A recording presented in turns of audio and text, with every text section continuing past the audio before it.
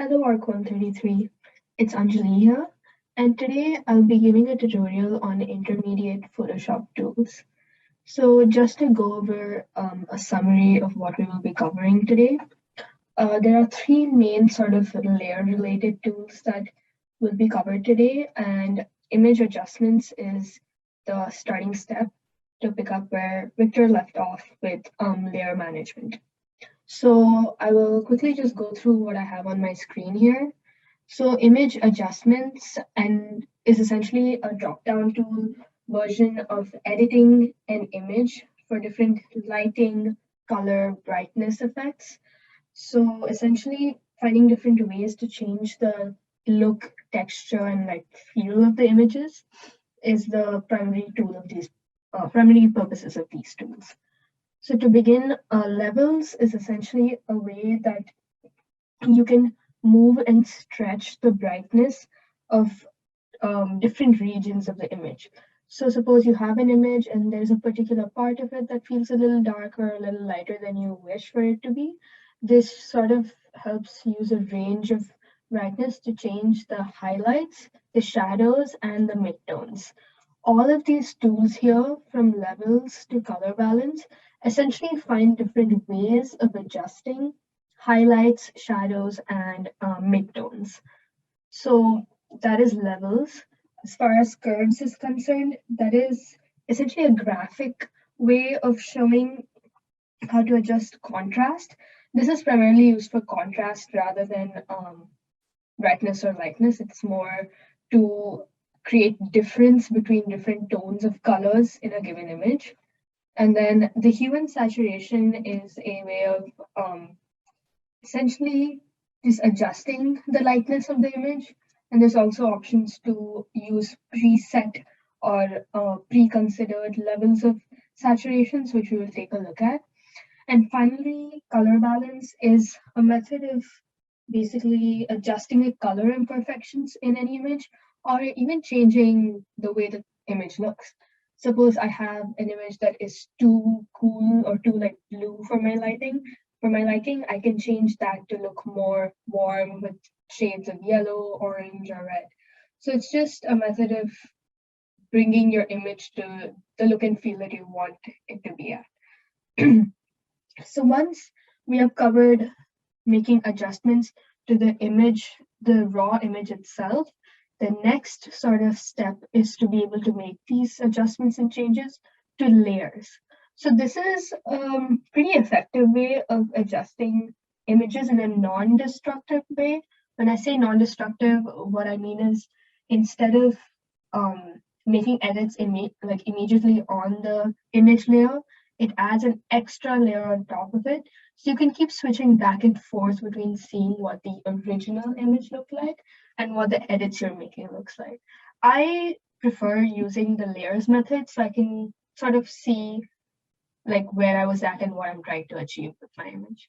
And finally, we will be looking at blending modes in the layer panel, which is sort of a preset or a automatic way of bringing stark sort of I would say filters. Filters is the word, like different filters on these images, and it's kind of preset for you, which is pretty nice.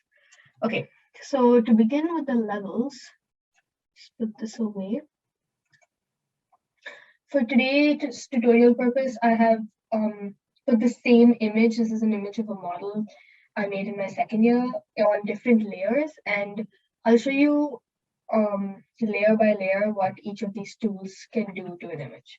So the first step is to ensure that you select the layer.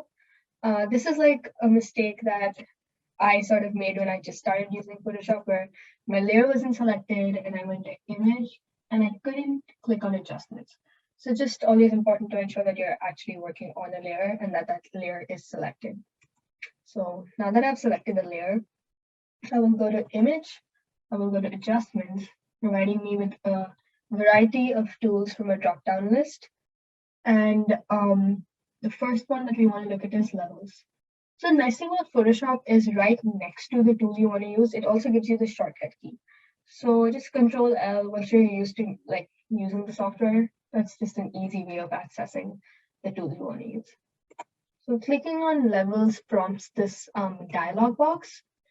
Excuse me, prompts this dialog box, which has a bunch of options. And let's just go with this step by step. So to begin with, preset. Preset is a common word to the Photoshop or like Adobe vocabulary. It essentially means like um, sort of a template or like something that's given to you to change the levels of the image. So currently, my main issues with this image right now are that the lens or the flash that was used in my camera is like, it's very evident. And then also the left-hand side of the image is a little more like warm or yellow as compared to the right side.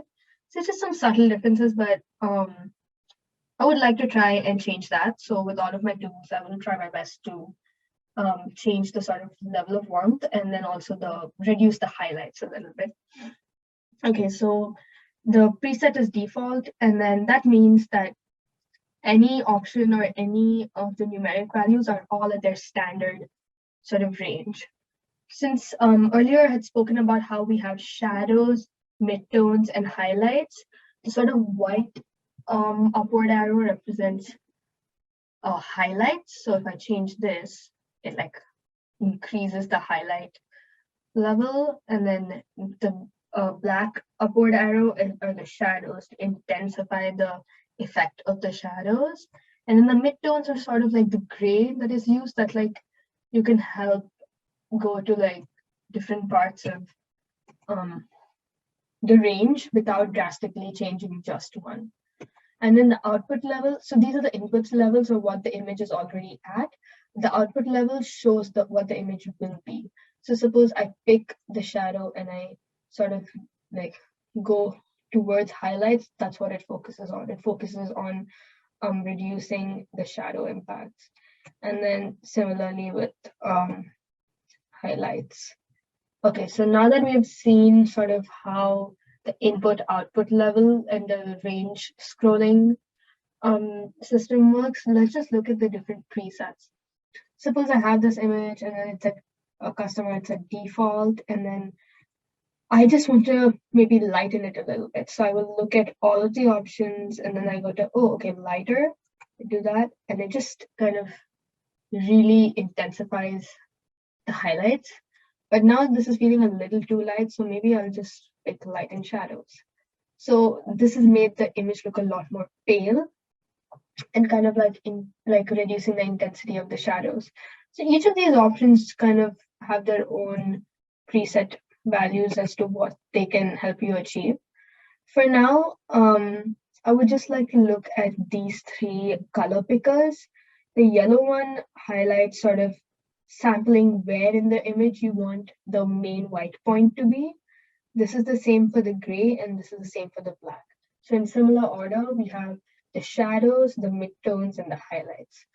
Now, I'm just gonna try and use the white one to sort of lighten maybe this corner.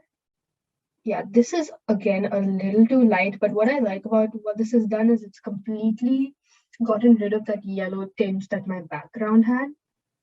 And now I want to focus my efforts on like reducing the intensity of the brightness while having a neutral white background, which is pretty nice. So in this situation, actually, I would like reduce some of this just by a little bit. This is not horrible, but still on the left side, it's a little too highlighted for me. So probably move the midtone. Yeah, move the midtone just a bit. And at this stage, I'm like, I think it's like decent, it's popping, but I still feel like the edge sticks are a little too highlighted. Just like finding different combinations of what works best for the image is a way of using this tool. And I think it's important to not overuse or like exaggerate the effects of any of these tools. So there's a subtle sort of difference, especially if it's a real image. But if it's sort of like a graphic image, these tools are really helpful in bringing the sort of stark differences in colors and textures. So I'm just gonna go back to default. That is the image the way we had received it. Okay. Now that we have looked at levels, let's move on to the next adjustment tool. I will just quickly pick my next layer since that's what I'm working on. Okay, so now it's the similar sort of drop-down methodology. I go to image, adjustment, and curves. Again, I have a dialog box. Now this one was a little bit more sort of something that I wouldn't use as much because I was intimidated by the graph. But once you sort of get in, understand like what it's doing, it's actually not that complicated to understand. It has the same sort of interface of the preset where the defaults is where the graph is linear. Oh, let's just look at the graph actually. The x-axis highlights the inputs or shows what the image is like already. And then the y-axis shows the outputs or what the image will look like or does look like. And then the presets are the, again, default. If I want to make it darker, there you go. The curve has changed. It has gone towards, it has gone down a little bit. And then if I want to make this lighter, it goes up a little bit. So I think this kind of helps us understand that, okay, if I'm going like above the axis, it highlights shadows. And if I'm going below the axis, it highlights, if I'm going above the line, sorry, it highlights. And if I'm going below the line, it highlights shadows. So that is just kind of like a way of playing around with it. So if you go closer, you can see shadows are kind of being highlighted. If you go here, you can kind of see that the highlights. I think for me, let's see. Yeah, I definitely want to stay in the lighter zone. And this is looking pretty good. It's looking better in terms of decreasing the warmth. But even again, the background still has the warmth that I'm trying to get rid of. The right side is looking pretty nice without any sort of background tones. So that is essentially how you work around the curves tool. You can see that as you move the curve, there's different parts of the image that are being highlighted. I think that is another important thing to remember about these tools, are that they don't change all aspects of the image all at once. They find parts of the image or like zones or range of pixels in the image that you want to correct while maintaining other parts of the image the way that you want them to be. So another way of changing is by like a freestyle drawing. This is something that I have not entirely used, but you can just like draw a curve, and this is really highlighting the shadows. Like just like draw and lightness, and like this is like subtracting what I have done. This is a pretty interesting way of kind of using this tool. And then every time you come to default, it will just bring you back to your regular. And then if you notice, the moment I change something, it goes to custom. So if you're doing something and you're not too happy, but you still don't want to cancel it, I think the best thing to do is just to go back to default and then restart the process. Okay, now that we have looked at how the curves option works, let's take a look at hue and saturation. Okay, so again, it's the same image adjustments drop down and hue and saturation. So here, there's one additional sort of step or option. Excuse me. So again, we have the preset default. I want to make it a little, give it a like sort of red tinge. It's very subtle, but it just kind of made all the wood look more like rosy and like a yellow tinge. This is a little more intense. So there's just different ways of highlighting different parts of the image. Now, this sort of drop down that says master, what this means is when you're selected on master, which is the default, any changes that you make to the hue, saturation, or the lightness will impact the entire image on the canvas. Now, if I want to do that and then I just change the hue, it'll bring out the blues of the image and like overall impact to look more blue. And then I do the same and it like sort of changes the color impacts. So now that I'm at 0, we can see that this is still, image is a little warm. So I want to like make it a little cooler. So warmer side is I feel like this using master kind of is to like give it a total like added filter to your image instead of just changing parts of it. And then when you do saturation, it'll this is a pretty common filter or like tool on phone editing apps as well, where like this really makes the image look cold and gray, while this makes it look extremely vibrant. So that is the difference. And then lightness is very similar to our brightness and um what do you call it? Brightness and reducing the brightness. So since it's impacting the whole image, you can see that the moment I'm making the image completely light, there's nothing left because the entire image is being impacted. So I go back to 0. But if I change it from master to just changing the yellows of the image and then I do lighten, now this is a little nice because once I do this and then I up the contrast later, this will give me a neutral background without impacting the yellows of the image. So there's different like combinations of tools to be used in order to achieve like a desirable look for the image. In this case, I know it's looking a little too cool, but I like that it's removing the yellow tinge from the side. And then if I increase saturation, it'll bring back the warmth. And then if I decrease it, it'll bring back the coolness. Similarly, now for the yellows, the hue of the yellows will be changed to red, and then the hues of the yellow will be changed to green. So there's just different aspects of the image that can be highlighted.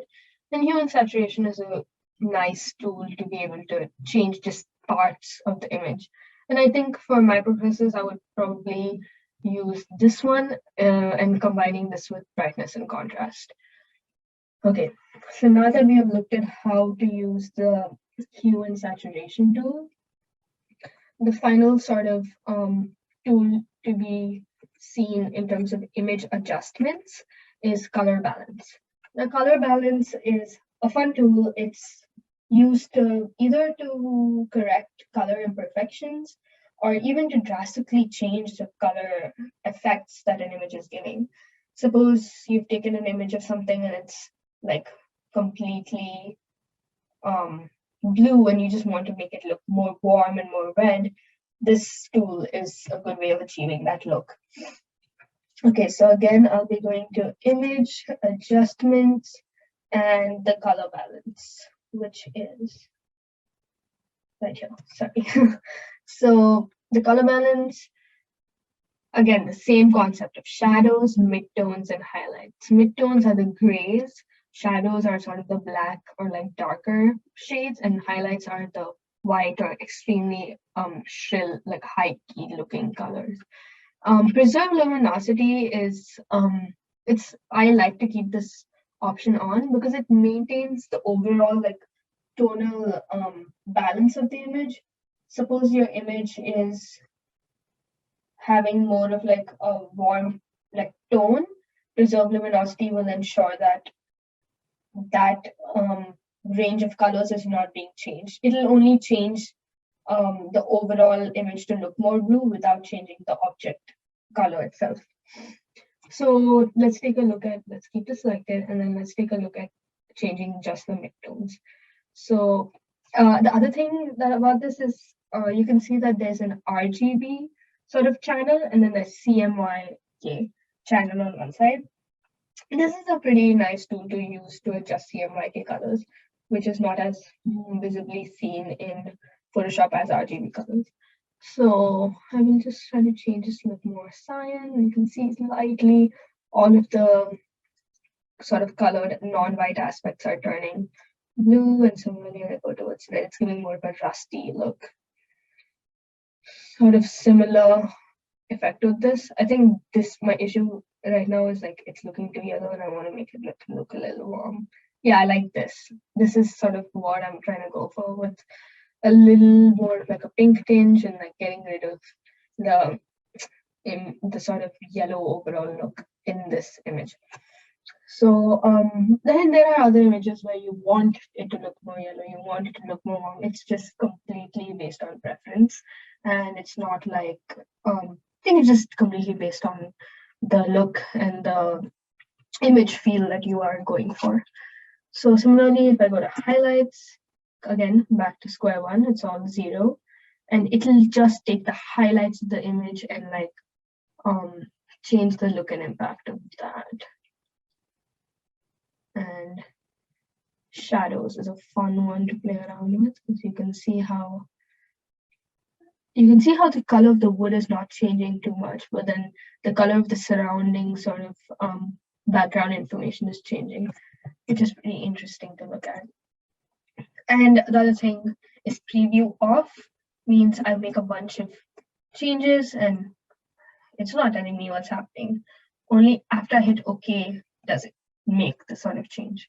So I'm just gonna undo that and go back. Try balance, and then I hit preview. Now I can see it happening in real time as just a sort of viewing factor. It's nice to have that on so you know sort of what direction the image is going in. Excuse me. Okay, so now that we've essentially covered all of the individual lightness changing and color changing, overall look and appearance tools in the layer adjustment panel, or sorry, the image adjustment panel. Now let us take a look at using the same exact tools, but with layers in mind. And I think the most important difference between these two is when we're making edits on an image layer, we're sort of essentially changing the way the image came into Photoshop. So to go back to its original, it would be a lot more difficult. It would you'd have to do a lot of Control Z's and you would still not sort of reach what the original image looked like. But in using the layers option, it's very, very effective because you can go back and forth between the filters being applied to that layer and the filter being, and then the original image. Okay, so in order to choose the sort of layer adjustment layers, I will go to the layers option, go to new adjustment layer and pick levels. So essentially what this will do is create a new layer, and the purpose of that layer is primarily just to change the levels. So I will click OK. And this shows me the levels option. You can see that it's like the levels is linked to this layer. So that's kind of the way it works. And the other thing to keep in mind about the level, the adjustment layers is that the moment you make a layer, it impacts, or I wouldn't say it adds the edits made to that layer to all of the layers below it. So now if I'm making an edit to sort of this layer, it'll impact color balance, hues and saturation, curves and levels. If I wanted to just impact curves and levels, I'll drag the layer down there, and now it'll only impact curves and levels. So let me just bring it back to where it was at, and let's just go with the gray. See, it's become super gray right now. I will and I can see that all of the layers, essentially, even if I turn off this layer, it's impacting the layer below it. If I turn off this layer, it's impacting the layer below it. Similarly, and then finally, when I have no layers, it just goes back to the canvas. And to show you guys that it impacts all the layers, so what I'm going to do is just drag it down. And now, since color balance is the first visible layer, it does not have the edits made on the levels one. So, but then again, if I turn off this and turn off this, you can see the edits. So essentially, anytime you add a new adjustment layer, it will automatically put in the edits and the effects to all the layers below it. Okay, so now, since it's doing this thing where it's editing all the layers below it, if I just want to like do it to just one layer and not all of them, there's a way of doing that, and it is this button right here. The other thing is, if you hover over any tool for long enough, Photoshop will tell you what that tool is doing, which is another like good reminder, checking what is happening with that option. So here I can see that this adjustment affects all layers below. Well, I don't want to do that. I want it to affect just the layer below it, so that down arrow with the slash will be removed. And now it is impacting just the layer below it. And you can see that that is sort of been highlighted. Now again, I will do, this time let's do like a lighter. And that has happened. Now all I have to do is remove this layer, and you can see that it's done the brightness. So obviously it didn't impact the two layers that were on top. It's only impacted curves, and to show that it's only impacted curves, I'll turn off this layer and you can see it's back to normal. So the other thing I was saying about adjustment layers, which is really nice, is this shows me how the layer looks with the adjustments. The moment I turn it off, shows me how it looks without the adjustments for that, for the layer that I am working on. So I think practicing layer management is very effective in like saving time while editing images. So adjustment layers it doesn't only have to be for levels. Again, I can go back to layer, new adjustment layer, and this time pick something else, color balance. Okay, and now this color balance is impacting all the layers below it. Click on this, it'll impact only the layer one below it. And to find out which layer is being impacted, it underlines that particular one. Okay, so now that we have looked at adjustment layers, there's one more thing I wanted to show, which is a sort of shortcut icon is under the layers. This half moon circle type thing is another way of creating layers instead of having to go through all the drop downs, curves, and yeah, just created a layer for that. And I will say I want this only to impact hues saturation. So that is another way. Turn it on, and now it makes more sense. Okay, so now that we have looked at all of these different methods of, first of all, adjusting just images, second of all, adjusting layers and using the same tools, which were levels, curves, hue saturation, and color balance for different layers, let's look at some sort of preset options called blending modes. So these different blending modes apply filters to layers automatically without having to adjust things on your own. So if you just hover over here, the normal, this is a sort of method of adding filters. Multiply kind of intensifies the color, burn kind of exaggerates the colors, lighten does something very similar to what I've been trying to achieve. Screen is like completely highlighting shadows. Color dodge is kind of picking and choosing only the yellows to highlight in this. And I think this filter highlights the most dominant color in the image. So there's just different ways of, and different sort of blending modes to pick these. I like this one, it's pretty cool, shows like X-ray sort of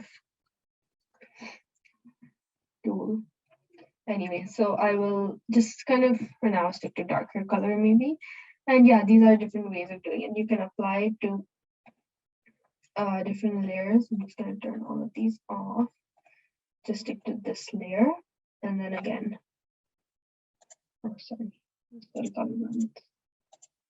just helps me pick the different blending modes for all the different layers. And then I just wanted to go over the layers tab one last time. So this sort of toggle button is pretty important to know, because I had a situation once where I was trying to make all these edits and layers and they were not showing up and I was getting concerned. Then I just noticed this red thing. I turn it off, it brings back all the filters. So this is kind of like a, let's say, like layer, turning filter layers on and off toggle button. And yeah, just ensuring that this is turned off is helpful. And then again, I pick a layer, I can do a bunch of options to it where just change the opacity, change the level of sort of the blending modes. And yeah, these are just different ways of editing images, both to the original image as well as to layers, in order to check the differences between the edits and the original image. Well, that was it for this tutorial. I wish you all the best for your finals week and hope you all have a great summer.